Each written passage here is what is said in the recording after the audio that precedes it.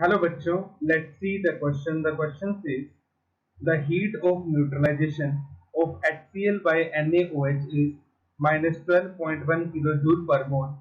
The energy of dissociation of HCl is option A minus 43.8 kilojoule, option B 43.8 kilojoule, option C 68 kilojoule, option D minus 68 kilojoule. तो हमें ये बताना है कि enthalpy of dissociation of HCl क्या होगी। तो first of all we will write the key concept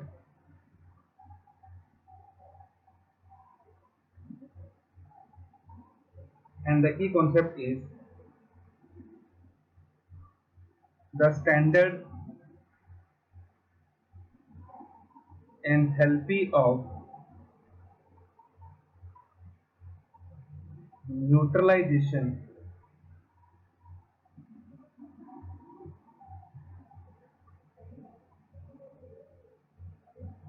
of a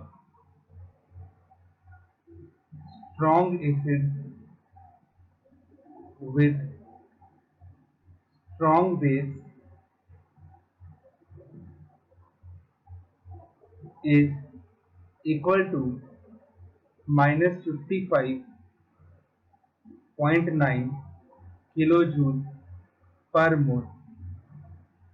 मतलब अगर आपके पास एक स्ट्रॉन्ग एसिड है और एक स्ट्रॉन्ग बेस है, तो जब उनकी न्यूट्रलाइजेशन रिएक्शन होगी और वाटर बनेगा, उस रिएक्शन के लिए हमारे पास डेल्टा एच कितना होता है, माइनस 55.9 किलोजूल पर मोल। ठीक है, तो हमारे पास ये एक स्टैंडर्ड वैल्यू होती है। इस स्टैंडर्ड वैल्यू को यूज करके हम इस क्वेश्चन को सॉल्व करेंगे। On reversing the reaction,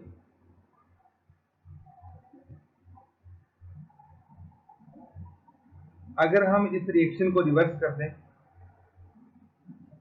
the value of delta H also reverse.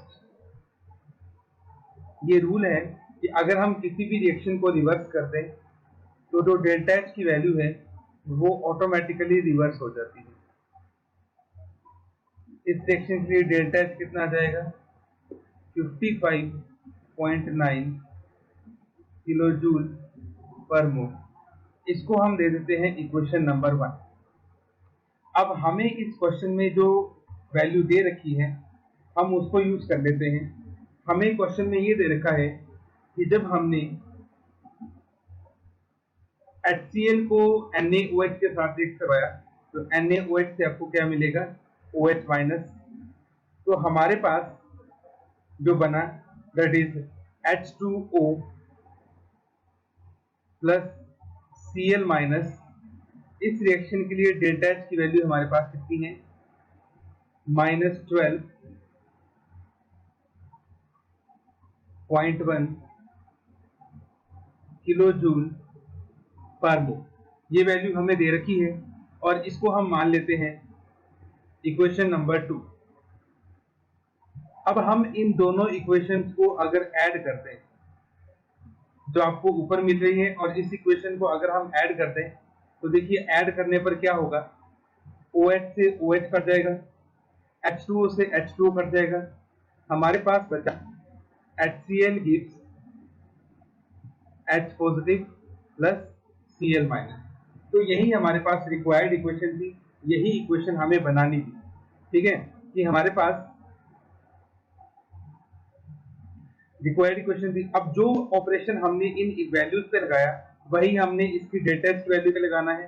Hence तो डेल्टा एच जो HCl के लिए है वो कितना आ जाएगा, दोनों वैल्यूज को ऐड कर दो, 55.9 प्लस माइनस 12.1। इसको आप सोल्व करोगे तो ये हमारे पास आ जाएगा प्लस 43.8 किलोजूल, और यही आपके पास आ जाएगी energy of dissociation of HCl। अब हम अपने ऑप्शन देख लेते हैं। पहले ऑप्शन में है माइनस 43.8, तो ये गलत है।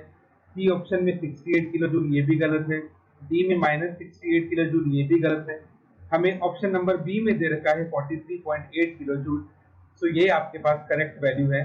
So our final answer is option number B, 43.8. Hope you understood it well. Best of luck.